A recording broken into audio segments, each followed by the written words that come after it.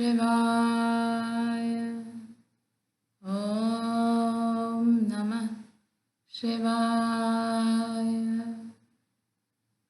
Ya Devi Sarva Bhuteshu Shakti Rupena Samstata.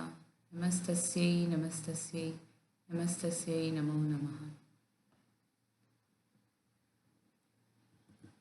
Chapter 36. Babaji's interest in the West. Master, did you ever meet Babaji? It was a calm summer night in Serampore. The large stars of the trophies gleamed over our heads as I sat by Sri Yukteswar's side on the second-story balcony of the hermitage. Yes, Master smiled at my direct question, his eyes lit with reverence. 3 times I have been blessed by the sight of the deathless Guru. Our first meeting was in Allahabad at a Kumbh Mela. The religious fairs held in India since time immemorial are known as Kumbh Melas. They have kept the spiritual goals in constant sight of the multitude. Devout Hindus gather by the millions every 6 years to meet thousands of sadhus, yogis, swamis, and ascetics of all kinds. Many are hermits who never leave their secluded haunts except to attend the Mela and bestow their blessings on worldly men and women. I was not a Swami at the time I met Babaji, Sri Yukteswar went on, but I had already received Kriya initiation from Lahiri Mahasaya. He encouraged me to attend the Mela, which was convening in January 1894 at Allahabad. It was my first experience of a Kumbha. I felt slightly dazed by the clamor and surge of the crowd. In my searching gazes around, I saw no illumined face of a master. Passing a bridge on the banks of the Ganges, I noticed an acquaintance standing nearby, his begging bowl extended. Oh, this fair is nothing but a chaos of noise and beggars, I thought in disillusionment. I wonder if Western scientists, patiently enlarging the realms of knowledge for the practical good of mankind, are not more pleasing to God than these idlers who profess religion but concentrate on alms. My smoldering reflections on social reform were interrupted by the voice of a tall Swami, a tall sannyasi who halted before me. Sir, he said, a saint is calling you. Who is he? Come and see for yourself. Hesitantly following this laconic advice, I soon found myself near a tree whose branches were sheltering a guru with an attractive group of disciples. The master, a bright, unusual figure with sparkling dark eyes, rose at my approach and embraced me. Welcome, Swamiji, he said affectionately. Sir, I replied emphatically, I am not a Swami. Those on whom I am divinely directed to bestow the title of Swami never cast it off. The saint addressed me simply, but deep conviction of truth rang in his words. I was engulfed in an instant wave of spiritual blessing. Smiling at my sudden elevation to the ancient monastic order, I bowed at the feet of the obviously great and angelic being in human form who had thus honored me. Babaji, for indeed it was he, motioned me to a seat near him under a tree. He was strong and young and looked like Lahiri Mahasaya, yet the resemblance did not strike me, even though I had often heard of the extraordinary similarities in the appearance of the two masters. Babaji possesses a power by which he can prevent any specific thought from arising in a person's mind. Evidently, the great Guru wished me to be perfectly natural in his presence and not overawed by the knowledge of his identity. What do you think of the Kumbh Mela? I was greatly disappointed, sir. I added hastily, up until the time I met you. Somehow saints and this commotion don't seem to belong together. Child, the master said, though apparently I was nearly twice his age, for the faults of many judge not the whole. Everything on earth is of mixed character, like a mingling of sand and sugar. Be the wise ant that seizes only the sugar and leaves the sand untouched. Though many sadhus here still wander in delusion, yet the Mela is blessed by a few men of God realization. In view of my own meeting with this exalted master, I quickly agreed with his observation.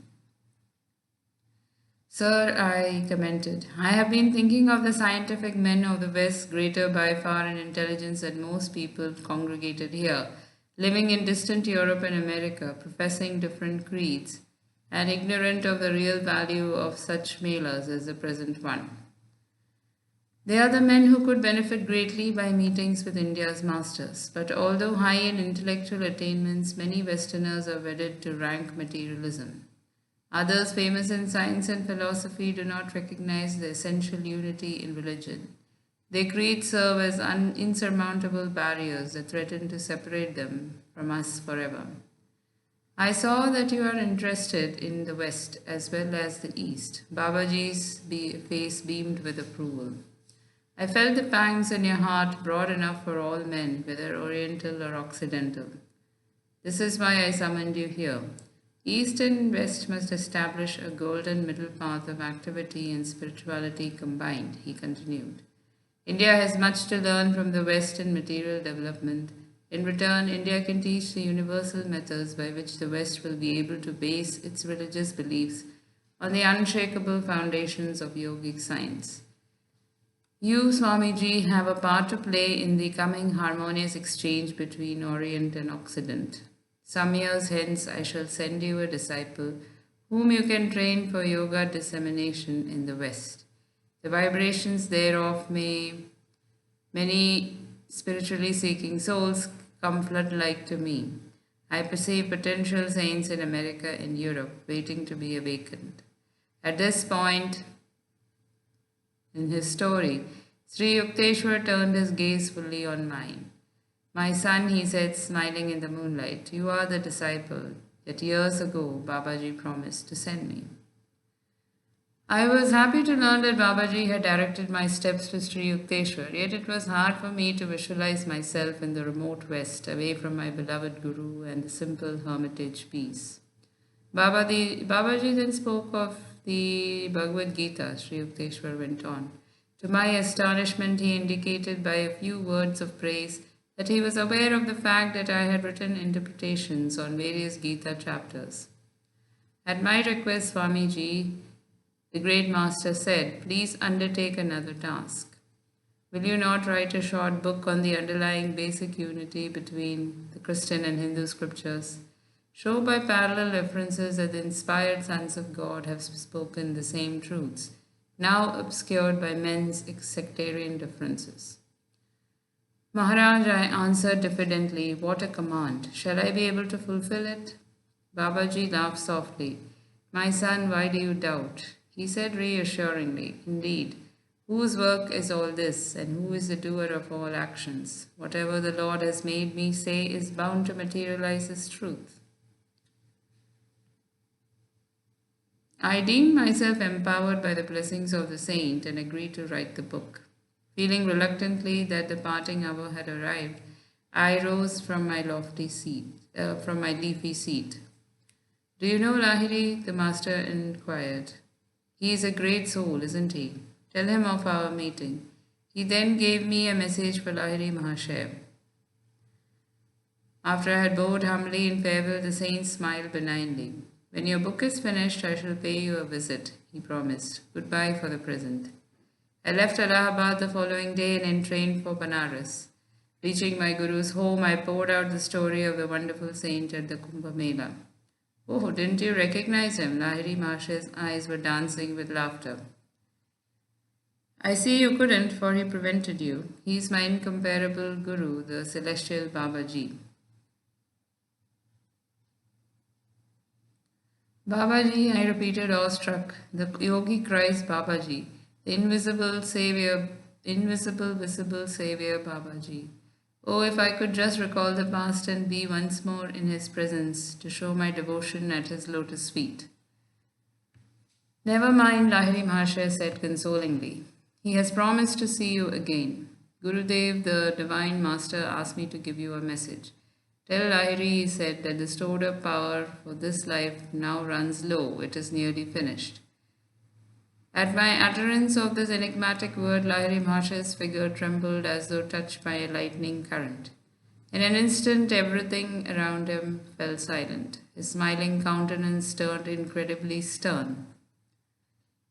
Like a wooden statue, somber and immovable in his seat, his body became colorless. I was alarmed and bewildered. Never in my life had I seen this joyous soul manifest such awful gravity. The other disciples present stared apprehensively. 3 hours passed in utter silence. Then Lahiri Mahashaya assumed his natural cheerful demeanor and spoke affectionately to each of his chelas. Everyone sighed in relief. I realized that by my master's reaction that Babaji's message had an unmistakable signal by which Lahiri Mahashaya understood that his body would soon be untenanted. His awesome silence proved that my Guru had instantly controlled his being, cut his lost cord of attachment to the material world, and fled to his ever-living identity in spirit. Babaji's remark had been his way of saying, "I shall ever be with you." Though Babaji and Lahiri Mahashaya were omniscient and had no need for communicating with each other through me or any other intermediary, the great ones often condescend to play a part in the human drama. Occasionally, they transmit their prophecies through messengers in an ordinary way, that the final fulfillment of their words may infuse greater divine faith in a wide circle of men who later learn the story. I soon left Banaras and set to work in Serampore on the scriptural writings requested by Babaji. Sri Yukteswar continued. No sooner had I begun my task that I was able to compose a poem dedicated to the deathless Guru. The melodious lines flowed effortlessly from my pen, though never before had I attempted Sanskrit poetry. In the quiet of night, I busied myself over a comparison of the Bible and the scriptures of Sanatana Dharma. Quoting the words of the blessed Lord Jesus, I showed that his teachings were in essence one with the revelations of the Veda. To my relief, the book was finished in a short time. I realized that this speedy blessing was due to the grace of my Parama Guru Maharaj. The chapters first appeared in the Sadhu Sambandh journal. Later, they were privately printed as a book by one of my Gidarpur disciples. The morning after I had concluded my literary efforts, Master continued, I went to the Rai Ghat here to bathe in the Ganges. The ghat was deserted. I stood still for a while, enjoying the sunny peace. After a dip in the sparkling waters, I started for home. The only sound in the silence was that of my Ganges-drenched cloth, swish-washing with every step. As I passed beyond the sight of the large banyan tree near the river bank, a strong impulse urged me to look back. There, under the shade of the banyan and surrounded by a few disciples, sat the great Babaji. Greetings, Swamiji. The beautiful voice of the Master rang out to assure me that I was not dreaming. I see you have completed your book. As I promised, I am here to thank you. With a fast-beating heart, I prostrated myself fully at his feet. Param Guruji, I said imploringly, will you and your chela not honor my nearby home with your presence? The Supreme Guru smilingly declined. No, child, he said. We are people who like the shelter of trees. This spot is quite comfortable. Please tarry a while, Master. I gazed entreatingly at him. I shall be back at once with some special sweetmeats. When I returned in a few minutes with a dish of delicacies, lo, the lordly banyan no longer sheltered the celestial troop. I searched all around the ghat, but in my heart I knew the little band had already fled on etheric wings. I was deeply hurt. Even if we meet again, I would not care to talk to him, I assured myself. He was unkind to leave me so suddenly. This was a wrath of love, of course, and nothing more. A few months later, I visited Lahiri Mahashaya in Banaras. As I entered his little parlor, my Guru smiled in greeting. Welcome, Yukteswar, he said. Did you just meet Babaji at the threshold of my room? Why, no, I answered in surprise. Come here. Lahiri Mahashaya touched me gently on the forehead. At once I beheld near the door the form of Babaji blooming like a perfect lotus. I remembered my old hurt and did not bow. Lahiri Mahashaya looked at me in astonishment. The divine Guru gazed at me with fathomless eyes. You are annoyed with me. Sir, why shouldn't I be? I answered. Out of the air you came with your magic group, and into the thin air you vanished. I told you I would see you, but didn't say how long I would remain. Babaji laughed softly. You were full of excitement. I assure you that I was fairly extinguished in the ether by the gust of your restlessness. I was instantly satisfied by this unflattering explanation. I knelt at his feet. The Supreme Guru patted me kindly on the shoulder. Child, you must meditate more, he said. Your gaze is not yet faultless. You could not see me hiding behind the sunlight. With these words, in the voice of a celestial flute, Babaji disappeared into the hidden radiance. That was one of my last visits to Benares to see my Guru, Sri Yukteswar concluded. Even as Babaji had foretold at the Kumbh Mela, the householder incarnation of Lahiri Mahashaya was drawing to a close. During the summer of 1895, his stalwart body developed a small boil on the back.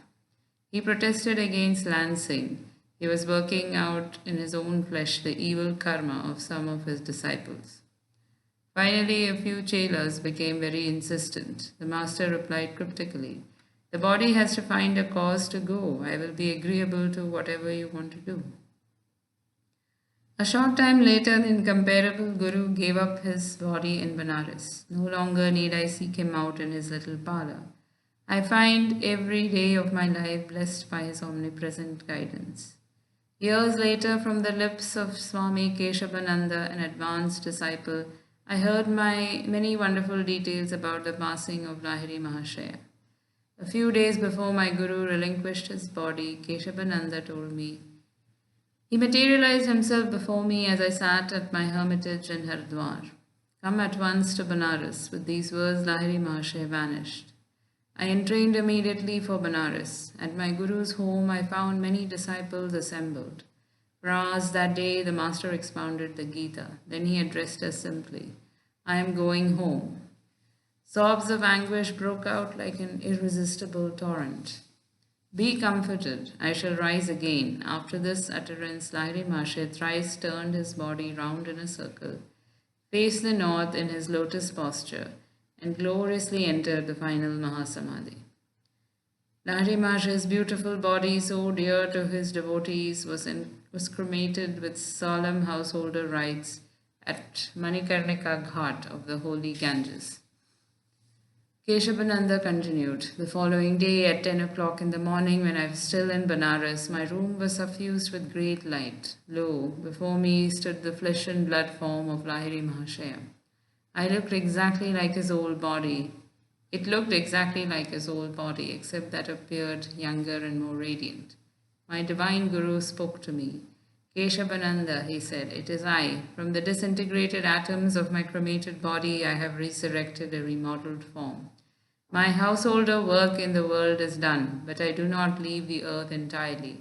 Henceforth, I shall spend some time with Babaji in the Himalayas and with Babaji in the cosmos. With a few words of blessing to me, the transcendent master vanished. Wondrous inspiration filled my heart. I was uplifted in spirit, even as were the disciples of Christ and Kabir when they had gazed on the living Guru after physical death. When I returned to my isolated Haridwar hermitage, Keshavananda went on. I carried with me the sacred ashes of my Guru. I know he has escaped the spatio-temporal cage. The bird of omnipresence is freed. Yet it comforted my heart to enshrine his sacred remains. Another disciple who was blessed by the sight of his resurrected Guru was the saintly Panchanan Bhattacharya, founder of the Calcutta Arya Mission Institution. I visited Panchanan at his Calcutta home and listened with delight to the story of many years with the Master. In conclusion, he told me of the most marvelous event in his life. Here in Calcutta, Panchanan said, at 10 o'clock of the morning, which followed his cremation, Lahiri Mahashaya appeared before me in living glory. Swami Pranabananda, the saint with two bodies, also confided to me the details of his own supernal experience. A few days before Lahiri Mahasaya left his body, Pranabananda told me at the time he visited my Ranchi school, I received a letter from him requesting me to come at once to Banaras. I was delayed, however, and could not leave immediately. As I was in the midst of my travel preparations, about 10 o'clock in the morning, I was suddenly overwhelmed with joy to see the shining figure of my Guru. Why hurry to Banaras? Lahiri Mahasaya said, smiling. You shall find me there no longer.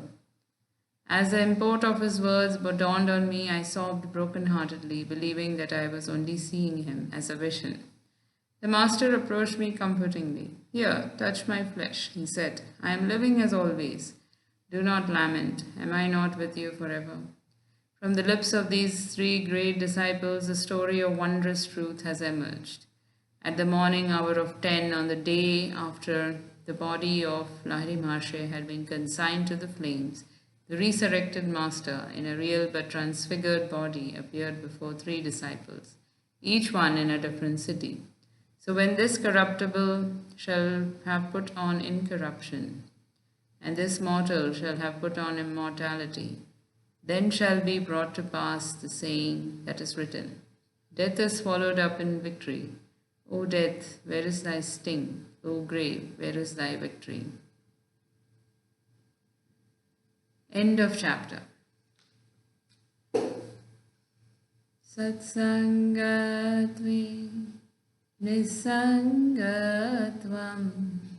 Nisangatve nirmohatvam Nirmohatve Nishchalatatvam Nishchalatatve Jivan Mukti